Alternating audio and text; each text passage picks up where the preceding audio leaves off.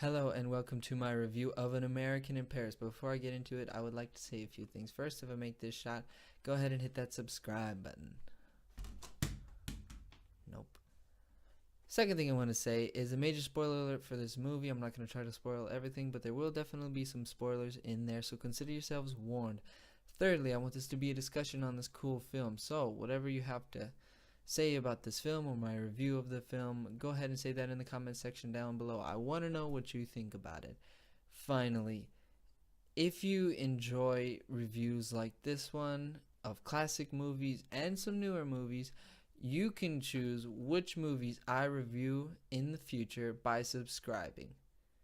With that being said, let's get into it.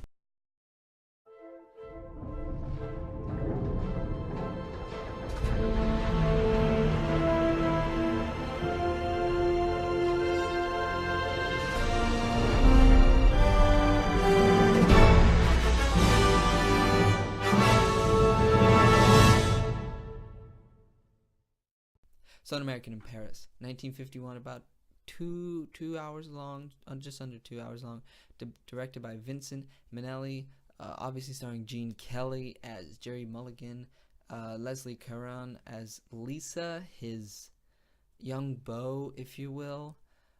First thing that jumped out to me in this movie is everything flies. I mean, when this movie was over, I was like, what happened? I didn't understand. I was like John Travolta in Pulp Fiction, where you're just like, Vincent, I'm on the intercom.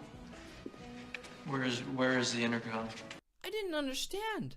It didn't make any sense to me. There was like everything flew. The relationship between Lisa and Gene Kelly's character was like first night. Oh, I love you. You know? Well, I mean not first night. That was actually like later on, but first night, like they were kissing and he was going home, you know, love is in the air, doing his can you feel the love tonight thing. It didn't make any sense that they were moving so fast. Even some of the other characters like Gene Kelly, him, the Nina Foch plays Milo Roberts. She's like some rich lady who's living in Paris now, and like Gene Kelly's character goes from some nobody painter who's selling his paintings on the corner of some random street to having an exhibition in a few months. It didn't make any sense. It was like, is everybody just that trusting of each other? Does everybody not have to build a relationship to really just enjoy somebody? So let's talk about some supporting characters. Lisa, Gene Kelly's young beau. I felt like on their first date, Mr. Vincent Minnelli, the director, was like, laugh at everything he says. Just laugh. Because that's how love is. If a guy tells a joke, no matter how horrible it is, you're going to laugh. Shoot, if a guy says a regular old sentence, laugh, because everything is funny. I didn't understand why she would just laugh at everything, even if they weren't jokes. Also, Adam, Oscar Levant, we just go off on some vision that he has in the middle of the movie when we really get no other stuff from him other than when he's talking to Gene Kelly's character. He just goes off and has a vision of himself playing at some amazing concert. I was like, okay, he's having a vision of himself in the future where he's playing the piano at a concert, okay? And then the vision cuts over to the conductor of the orchestra, and Oscar Levant is playing the conductor of the orchestra. I was like, whatever, it's fine. He can, you know, conduct this orchestra and play the piano at the same time. Whatever. And then it cuts away to him playing like 5 or 6 different violins at the same time. Don't get me wrong. I'm not trying to bash the whole movie. There are some good elements.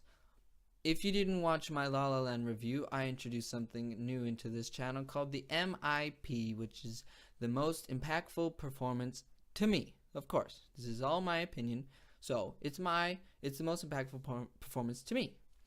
To me, Gene Kelly was pretty good in this movie. You know, he did his dance thing, cool. Tap dance, it was cool because every time a song started playing and he started singing, I was like, hey, he changed his shoes. He's got the tap dance ones on, you know? Me and my sister were like, oh, need tap dance shoes on. That was cool. Everything with Gene Kelly was cool. I didn't understand the other characters. But Gene Kelly, most impactful performance to me, and he did something in this movie that I'd never seen him do in any other movie before, which is he added some subtlety. When he's talking to Milo, the lady who's like giving him an exhibition, when he first meets her and goes to her place and is like, she tries to give him a lot of money and invites him back for she gives him a lot of money for his paintings and invites him back for a party. He's like, okay, let's do it. It was cool. Too bad, unfortunately, that was the only time in the movie, and in my viewing experience of like over 5 films of his, where he uses subtlety. All the other times, it's just, here we go, over the top. We're gonna do our dance thing. We're gonna do our song thing. See, look at that girl right there. She's pretty. I'm gonna stare at her because that works in real life. My verdict is the lowest verdict I have ever given any film on this channel, which is take it or leave it.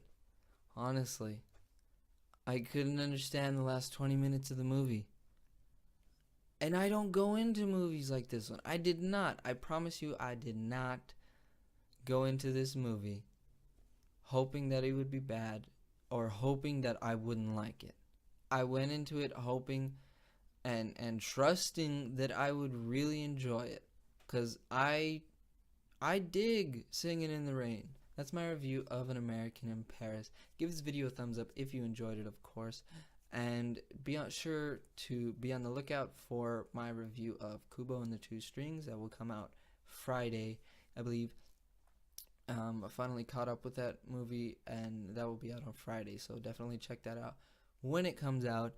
Also, be sure to check out my La La Land review if you haven't seen it already. And if you want to choose which movies I watch and review and the direction of this channel in the future, go ahead and subscribe. I really take my subscriber base seriously, and thank you for watching this review.